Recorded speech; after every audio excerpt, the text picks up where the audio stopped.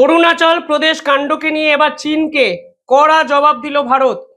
ঠিক দুদিন আগে এমন একটি বিতর্কিত বিষয় আমাদের সামনে উঠে এসেছিল, তা কিন্তু ভারত এবং চীনের সম্পর্ককে ফের একবার জটিল করে তুলেছিল বলে বিশেষজ্ঞরা মনে করেছিলেন।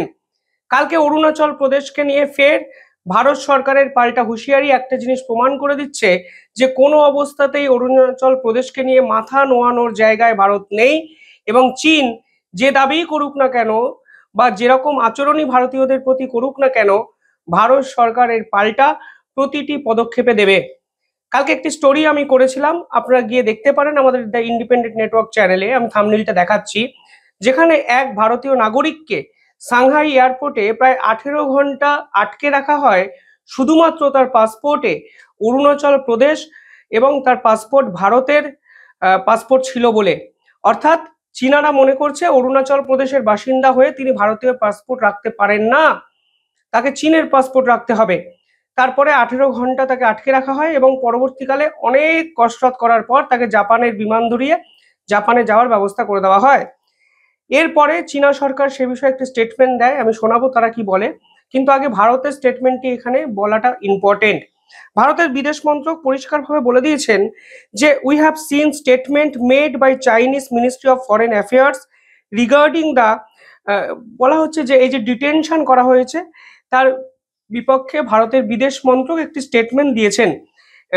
এবার চীনের বিদেশ মন্ত্রক কি বলেছিলেন দেখুন। চীনের বিদেশ মন্ত্রক পরিষ্কারভাবে দাবি করেন যে অরুণাচল প্রদেশ বলে তারা কিছু চেনেনি না।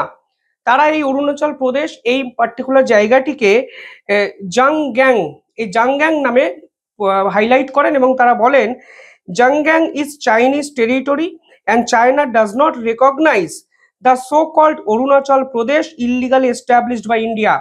অর্থাৎ তারা ভারত সরকারের বিরুদ্ধে আচরণ মানে স্টেটমেন্ট দিয়ে বলেন তারা অরুণাচল প্রদেশ নামে কোনো রাজ্যকে চেনেন না, তারা যেটা চেনেন তার নাম জাংগ্যাং। এই জাংগ্যাং এর বাসিন্দা নাকি সেই নাগরিক যিনি চীনা এয়ারপোর্ট সাংহাই এয়ারপোর্টে 18 ঘন্টা আটকে ছিলেন। এবার এই স্টেটমেন্ট ভারতের পক্ষে মেনে নেওয়ার যে সম্ভব ছিল না তা বোঝাই যাচ্ছিল। এবার ভারত যে স্টেটমেন্টটি দিয়েছেন তা হলো we have seen the statement. যে স্টেটমেন্ট চীনা কালকে দিয়েছে তা ভারত সরকার দেখেছে এবং পরিষ্কারভাবে বলা হচ্ছে যে detention of an Indian citizen from Arunachal Pradesh who was holding a valid passport and was transiting through Shanghai International Airport on her onward travel to Japan।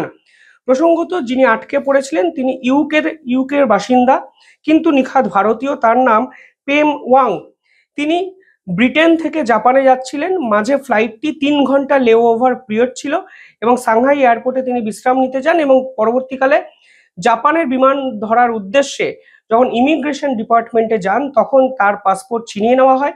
বলা হয় যে অরুণাচল প্রদেশ চীনের অংশ, কোনো অবস্থাতেই তাকে যেতে দেওয়া হবে না। তিনি যদি চান তিনি চীনা পাসপোর্ট অ্যাপ্লাই করতে পারেন। তাকে থেকে হাসাহাসি করা হয়, মকিং করা হয় এবং হেনস্থার শিকার হতে হয় এই ভারতীয় নাগরিককে।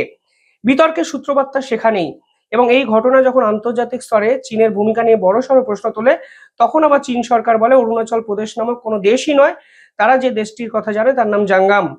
ভারত সরকার বলেছেন পরিষ্কারভাবে যে Arunachal Pradesh is an integral and inalienable part of India, this is self evident fact. এবং পরিষ্কারভাবে বলা হচ্ছে ভারত সরকার বলছে যে অরুণাচল প্রদেশ ভারতের ইন্টিগ্রাল পার্ট, অবিচ্ছেদ্য অংশ। এবং আরো বলা হয়েছে no amount of denial by the Chinese side is going to change the indisputable reality. অর্থাৎ ভারতের এই স্টেটমেন্টে যতই বিরোধিতা চীন করুক না কেন এই ফ্যাক্টটি কখনোই চেঞ্জ করা যাবে না যে অরুণাচল প্রদেশ ভারতের অবিচ্ছেদ্য অংশ ছিল, আছে ও থাকবে। The issue of the detention has been taken up strongly with the Chinese side.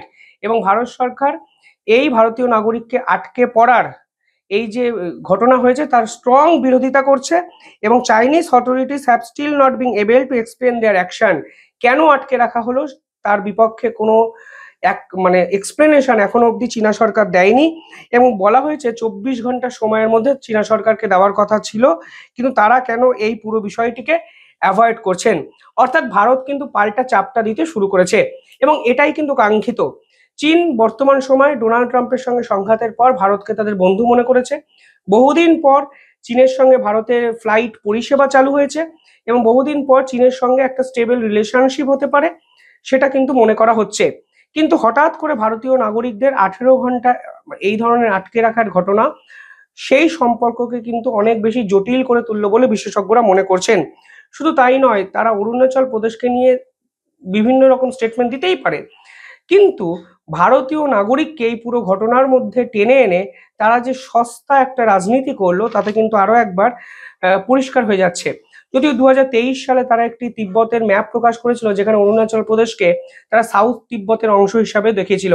এমনকি অরুণাচল প্রদেশের বাসিন্দাদের জন্য তারা কিন্তু অন্যরকম ভিসা দেয়, যাকে বলা হয় স্টেপল ভিসা। অর্থাৎ প্রথম থেকে অরুণাচল প্রদেশকে নিয়ে তারা ভারতের সঙ্গে সংঘাত করতে চেয়েছে এবং তারা কিন্তু ভারত সরকারের সঙ্গে পেরে না উঠে নিরীহ এক ভারতীয় নাগরিককে শুধু শুধু হেনস্থা করলো, যার প্রতিবাদ আন্তর্জাতিক স্তরে বিভিন্ন রাষ্ট্র করছে। ভারত সরকার কড়া জবাব দিয়েছে যে অরুণাচল প্রদেশ ভারতের অংশ। চীন বলছে আমরা মানি না, এই প্রদেশটি নামই তারা নাকি শোনেনি এবং তাকে স্বীকৃতি দেয় না। তবে সব মিলিয়ে একটা জিনিস পরিষ্কার হয়ে যাচ্ছে, যখন গোটা বিশ্ব ডোনাল্ড ট্রাম্পের এই ধরনের ট্যারিফ খেলার প্রতিবাদ করেছে, যখন ভারত এবং চীন একত্রে একসঙ্গে ডোনাল্ড ট্রাম্পের বিপক্ষে লড়াই করার মতো জায়গায় নিজেদের নিয়ে গেছে, ঠিক তখনই চীনের এই ধরনের আচরণ নিঃসন্দেহে নিন্দনীয় এবং তা কিন্তু ভারত এবং চীনের এই সম্পর্ককে ফের একবার জটিল করে তুললো। তা 100% কিন্তু নিশ্চিত। দেখুন, রাজনীতিতে পার্মানেন্ট শত্রু বা মিত্র হয় না, এটা বাস্তব, কিন্তু আপনাকে যদি চোখ বন্ধ করে 3 মাস ভরসাই করা না যায়, তাহলে আপনার সঙ্গে কিভাবে লং টার্ম পার্টনারশিপের কথা আমি ভাববো? এটাও তো একটা বড় প্রশ্ন। যাই হোক, এই বিতর্ক নিয়ে আপনারা কিভাবে ভাবছেন, কি করা উচিত ভারতের, কমেন্টে জানাবেন। দেখতে থাকুন দ্য ইন্ডিপেন্ডেন্ট নেটওয়ার্ক। যারা ভিডিওটি দেখছেন, ছোট্ট একটা অনুরোধ, চ্যানেলটি ভালো লাগলে সাবস্ক্রাইব করে পাশে থাকা বেল আইকনটি ক্লিক করে আমাদের পাশে থাকবেন। ধন্যবাদ।